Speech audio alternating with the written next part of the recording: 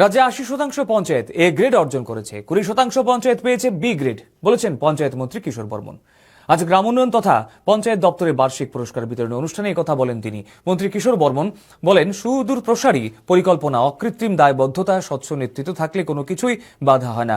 পুরস্কারপ্রাপ্ত পঞ্চায়েতগুলি অনুকরণীয় মানদণ্ড স্থাপন করেছে বলে উল্লেখ করেন তিনি। অনুষ্ঠানে দপ্তরের বার্ষিক রিপোর্ট প্রকাশ করা হয়। মন্ত্রী কিশোর বর্মন আত্মনির্ভর গ্রাম পঞ্চায়েত গঠনের উপর গুরুত্বারোপ করেন।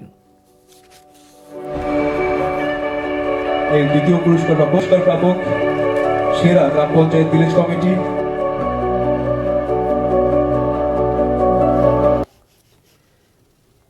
যদি সৎ নেতৃত্ব থাকে, যদি স্বচ্ছ প্রশাসন হয়, যদি সুদূর প্রসারী পরিকল্পনা গ্রহণ করা হয় এবং মানুষের প্রতি অকৃত্রিম দায়বদ্ধতা যদি থাকে, তাহলে কোনো কিছুই আমাদের সামনে বাধা হয়ে দাঁড়ায় না।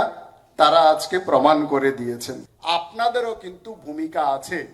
আমাদের 80% পঞ্চায়েত এ গ্রেডেড পঞ্চায়েত সারা ভারতবর্ষে এরকম খুব কম রাজ্য আছে। সুতরাং সেইটা গড়ার ক্ষেত্রেও কিন্তু আপনাদের ভূমিকা আছে। পাই 0.2-তে যে পারফরমেন্স, সেই পারফরমেন্সে কিন্তু আপনাদের ভূমিকা আছে। শুধুমাত্র আপনাদেরকে আরো ভালো করতে হবে। আজ যারা পুরস্কার পেয়েছেন তাদের অভিনন্দন।